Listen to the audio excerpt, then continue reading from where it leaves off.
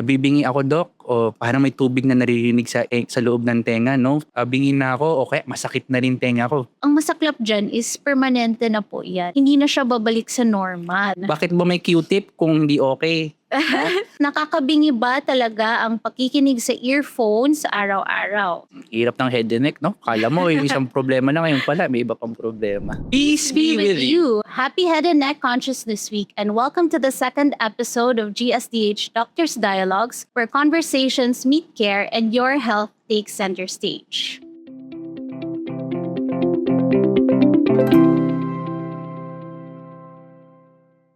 For today's episode of Stop, Learn, Listen, a Head and Neck Consciousness Talk, we open a safe and informative space to talk about something many of us often overlook, our head and neck health.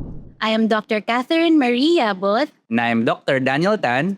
And we are both ENT head and neck surgeons. Together, we're here to guide you through today's conversation, sharing expert insights, addressing your most common concerns, and helping you make informed decisions about your health at every stage of life. Okay, so happy Head and Neck Consciousness Week, Dan. Happy Head and Neck Consciousness Week, Kate. To celebrate, may mga patients tayo na nagsabit ng head and neck related or ENT related questions that we are going to answer today. Yeah, ito yung mga people, no, our patients from the outpatient and inpatient areas, no. So particularly kung may mga naisip silang questions na usually yung common concerns, we're here to help you understand them more and be more aware of the situation. To start with our first question, paano nyo ma-differentiate ang harmless neck lumps versus cancerous ones without scaring patients too early? So, magandang question yan. Kasi sa practice, hindi tayo agad nagle-label kung cancerous yung bukol or not. Ang approach natin ay usually stepwise and objective. So first, tinatanong namin kung gaano nakatagal yung bukol, no? Kung less than 2 weeks, 2 to 3 weeks, madalas infection lang yung cause. Hindi siya masyadong delikado. Number 2, kung masakit ba yung bukol or kung hindi siya masakit. Kasi kung masakit, kadalasan inflammatory lang po yung cause or pamamaga lang. Kung matigas or hindi ba gumagalaw yung bukol, ay isang question na tinatanong rin namin. Kasi kung soft at movable yung bukol, kadalasan benign yung bukol. Kung matigas at fixed naman, mas concerning yung cause ng bukol natin. And lastly, tinatanong rin namin yung edad at risk factors ng patient, lalo na kung more than 40 years old or kung smoker ba ang patient or not. So, imbis na sasabihin namin sa patient baka cancer ito, usually sinasabi namin kadalasan benign ito, pero may ilang features na kailangan natin ma-investigate para sigurado lang. Then, saka kami magre-request, no, ng mga ibang workup tulad ng ultrasound or kung minsan CT scan or MRI. Then, i-advise namin yung patient kung kailangan ba i-biopsy or not. So usually baka tanong din, mas common ba sa bata o sa matanda, no? So walang halos pinagkaiba in terms of, well, usually sa, of course, older people, dun mas makikita yung cancer kasi tumatanda na. Pero more often than not, no, mas common talaga kung may makapaka yung bukol, saka masakit, usually benign yan na infection. Yung infection na yan, most probably, pwede nang galing sa leeg na, pwede rin infection sa bibig, usually sa ngipin, no, or sa tenga. So pag ganon, kung hindi sigurado, pag may makapang bukol, wag na patagalin, magpa-check up sa doctor. So yung second question na tinanong sa atin ng mga patients, no, ano daw ang pinaka-challenging na diagnosis na posible na sa palang common problem or complaint? Na for me, nung inisip ko itong question na to, most probably pag sinabing ng patient na nahihilo ako, no? I think yun yung, for me, pinaka-challenging kasi pag nahihilo, ang daming pwedeng cause. Ang question dyan is kung yung hilo ba, yung hilo na umiikot yung paningin o yung pakiramdam na parang dumuduyan kayong gumagalaw, parang sa bangka, na parang matutumba ka anytime, o kaya hilo lang ba to na lightheaded ka, yung parang lutang, no? Yung parang kulang sa tulog. Yung dalawang yun, very different yung cause at saka very different yung treatment, no? And sa atin, sa ENT, yung mas pinagtutunan natin ng pansin, no, is actually yung hilo na umiikot yung paningin. Yun yung tinatawag nating vertigo, no? So vertigo, yung sensation na gumagalaw kahit hindi ka actually gumagalaw. Yung vertigo na yun, kung ma-diagnose ka actually, marami pa ding causes din yun. May tinatawag tayong central vertigo, may tinatawag tayong peripheral vertigo. Ang pinagkaiba lang nun, yung peripheral, no? Usually may tinatawag tayong semicircular canals na yung actual tawag natin, balancing organ sa may tenga natin, sa loob ng tenga. At yung central is yung sa utak na cause nun. So, pag ganun, may series tayo ng mga test para sa vertigo at saka mga palaboratorio para mas matukoy kung ano yung mga sanhi ito. At hindi siya madaling gawin kasi unang-una, very subjective pag ini-explain ng pasyente ito sa atin, no, yung hilo. So, Yes. very meticulous dapat ang pagkuha namin ng karanasan ng pasyente at saka yung mga physical examination para masagot namin yung particular na problema. May specific age ba ang patient? Kung nahihilo ba siya, younger or older? Wala naman specific. It's more of, for example, yung hilo, ano talaga yung particular? Most common sa mga non-vertigo causes ng hilo is usually gawa ng blood pressure. Kung Or mataas yung tinatawag natin na orthostatic hypotension. usually, kinalaman yun sa movement ng katawan. Usually, nakahiga, no? Tapos biglang uupo ka. Tapos, Biglang bumangon. ang cause nun, nawawala ka ng dugo sa utak. Yung pakiramdam, parang yung pakiramdam na lutang ka, lalabo yung paningin. Pero segundo lang naman yun. After a while, babalik siya. Pero usually, nangyayari yun kapag in the first place, relatively low na yung blood pressure mo. Tapos bababa pa lalo pag umupo ka. Most commonly, nararamdaman ng mga patients kung nahihilo sila, particularly if vertigo yung cause, no? Yung common is what we call na benign positional paroxysmal vertigo. So, anong ibig Or sabihin nun? Ang dami, BPPV. napakaraming words, ano? Sabi mo lang, BPPV for short or pwede positional vertigo na lang. Ito yung hilo na umiikot dahil gumagalaw yung ulo mo at certain angles, no? Kasi may problema yung na-mention ko kanina, yung tinatawag nating balancing organ na semicircular canals, parang mali yung calibration in simpler terms, no? So what we do, pag ganun, pag mali yung calibration, nire-recalibrate namin. May mga specific maneuvers lang kaming kailangan gawin. Ang kailangan nyo lang malaman pag sa ganitong hilo, no, pa-check up, kasi usually, segundo lang naman yung atake. So usually, lumalabasan pag bigla ang galaw ng ulo. Ganun din, pag uupo, hihiga, or tilingon ng biglaan. No? Ano ba yung part ng head and neck na usually may problema tayo? Ano kaya ilong?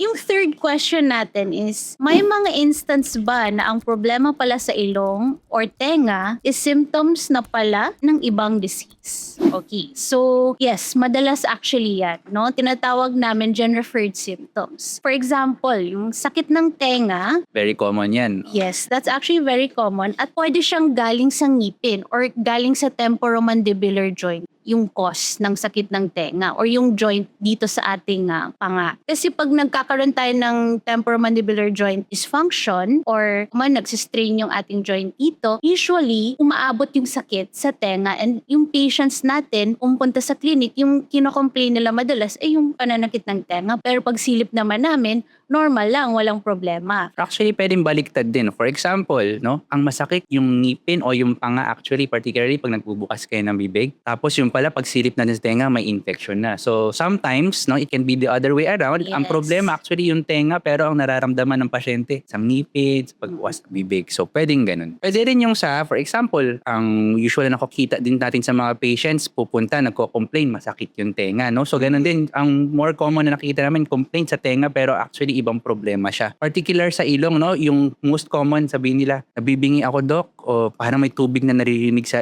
loob ng tenga, no? Pero pag silip natin, actually, medyo okay. Except yung eardrum natin, makita natin, may likod, sa likod doon may water pala, na may fluids. So, yung most common problem nun, usually sa ilong kasi, di ba? Yes.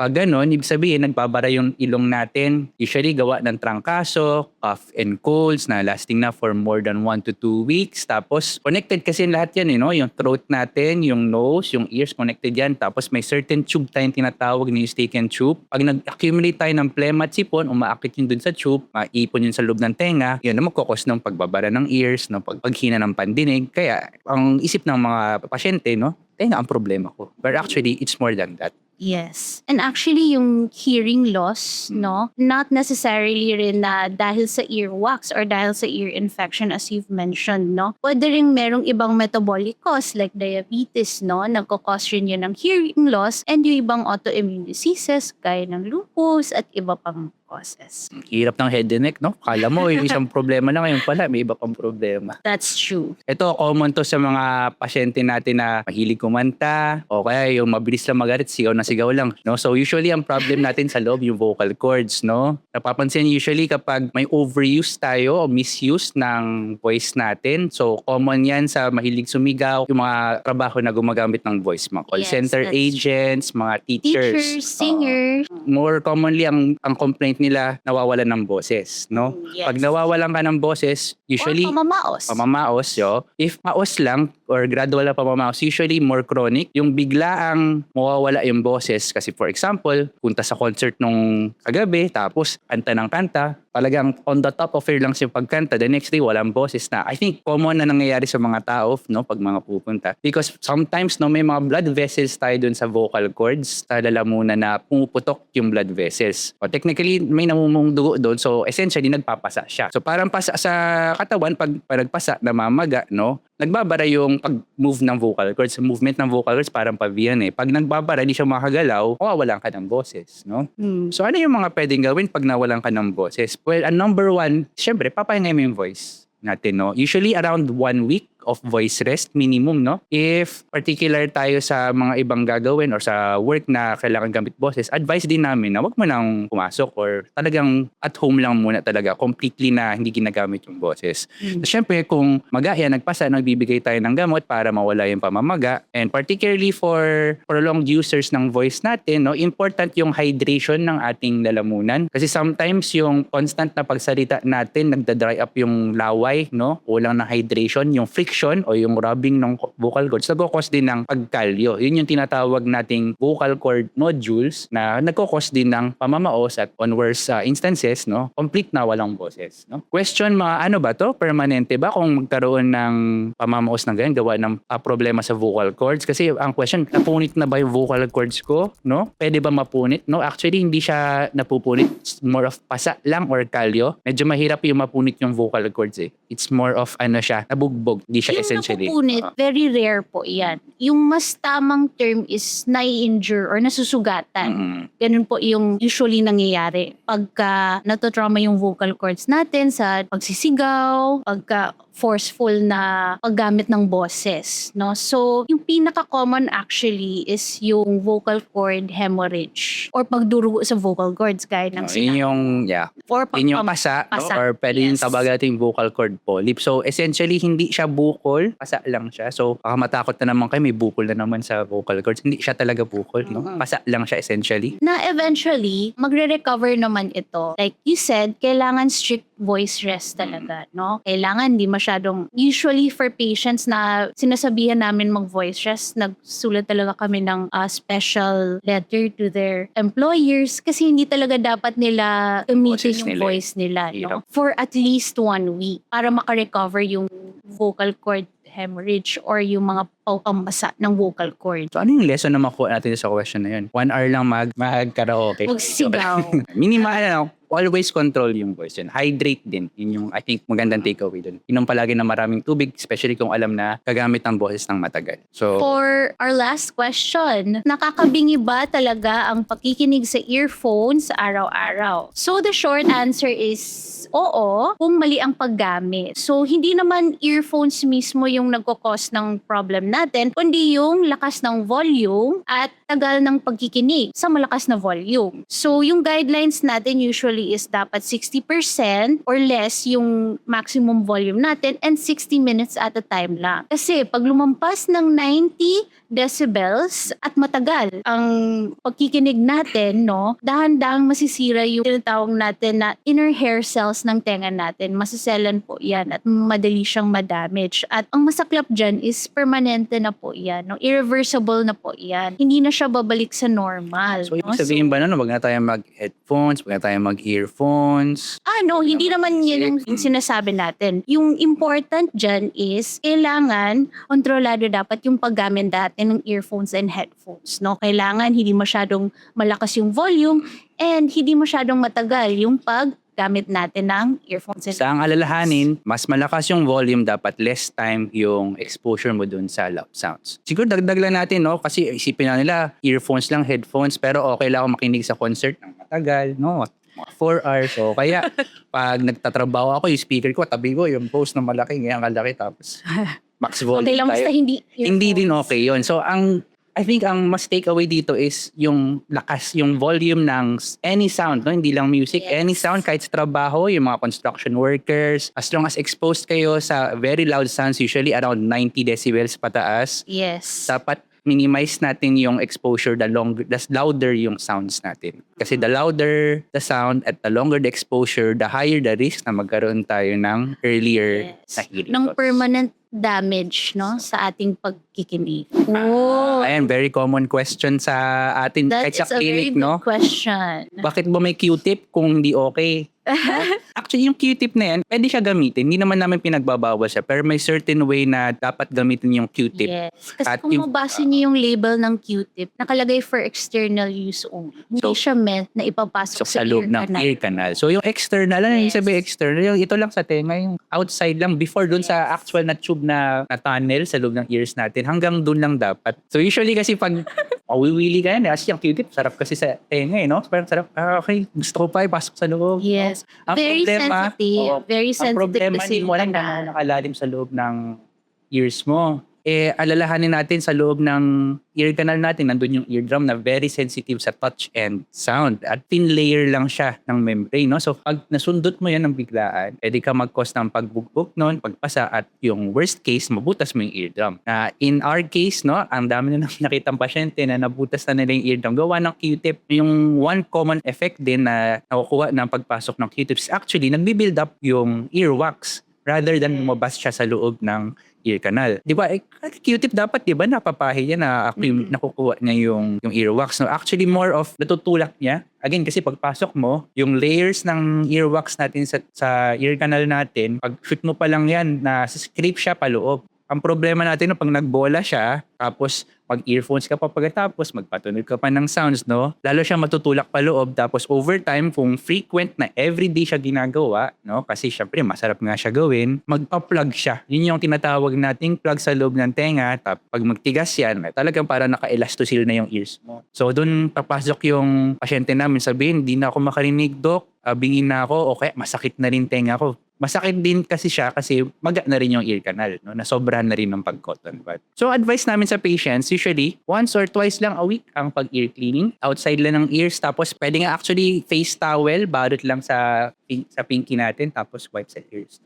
Bakit ganun lang? Yung natural growth ng skin natin sa loob ng ear canal kasi palabas. So from the eardrum, tutubo yung balat sa ear canal, tapos outside dito sa ears. So lahat ng nakakabit na dumi ng earwax, eventually, ilalabas niya parang conveyor. Natural. So abangan mo na lang. Mag-ano na lang tayo, mga abangers na lang tayo kung sakit.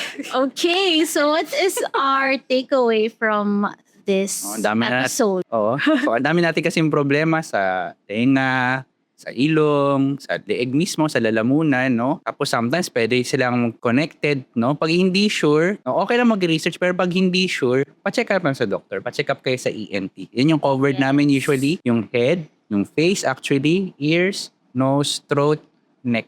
Okay? Tsaka yung mouth. Mouth. No? So, Sa loob ng bibig. The best is always to go to your local ENT pag hindi kayo sure pag meron kayong problems with your ears, nose, head, and neck. It's preventive health, no? Yes. Ang gusto natin, maunahan natin yung sakit before pa siya lumata. So, pa-check up kagad kung hindi siguro.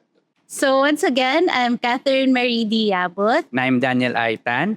and happy Head and Neck Consciousness Week.